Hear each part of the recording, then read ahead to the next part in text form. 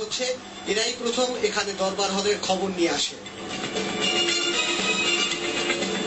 বেলা 9:45টার দিকে অস্ত্রাগারের ভেতরের কয়েকটি কক্ষে তালা দিতে দেখা গেছে একজনকে। সিসিটিভির ক্যামেরার ছবি অনুযায়ী সকাল 10:23 10-15 জনের মতো বিডিআর জওয়ান অস্ত্রাগার দখল করতে আসে।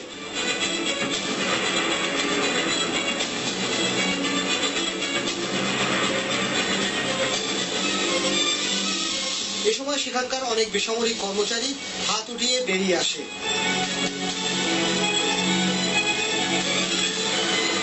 পরে এক সেনা কর্মকর্তাকে সামনে পেয়ে প্রথমে একজন এবং পরে অনেকে মিলে তাকে মারধর করে।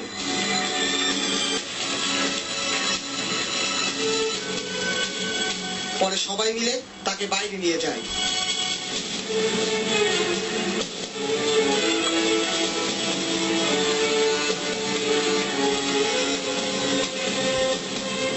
একই সময় ভিতরে সেনা কর্মকর্তাদের খোঁজে কক্ষে কক্ষে তল্লাশি চালায় সশস্ত্র বিডিআর জওয়ানরা।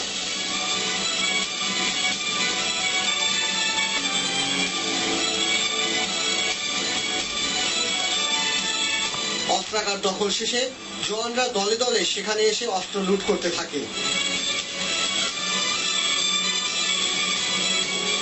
এই ক্যামেরাটি বন্ধ হয়ে যায় 10:49।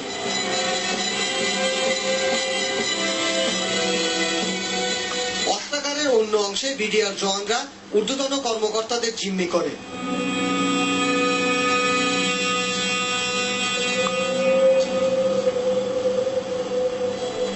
এ সময় কেউ বাধা দিলে তার দিকে অস্ত্র তাক করতেও দেখা গেছে সিসি ক্যামেরায়।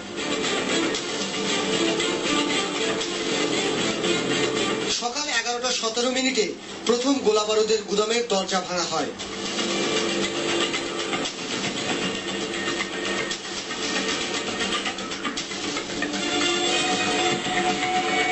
পরপর দুটি দরজা ভাঙে তারা।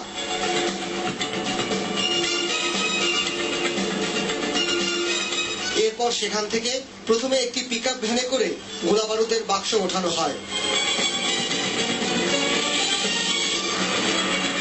এরপর আনা হয় একটি বড় গাড়ি।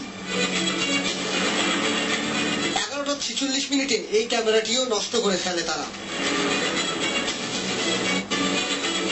অস্ত্রাগারের আশেপাশে থাকা 9টি ক্যামেরা দিয়ে ওই দিনের ছবি সংগ্রহ করেছে তদন্ত কর্মকর্তারা,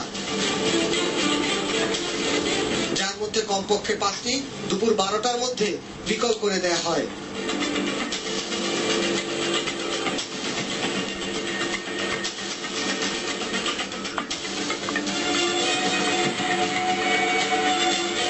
পারভেজ রেজা, ওয়ান নিউজ, ঢাকা।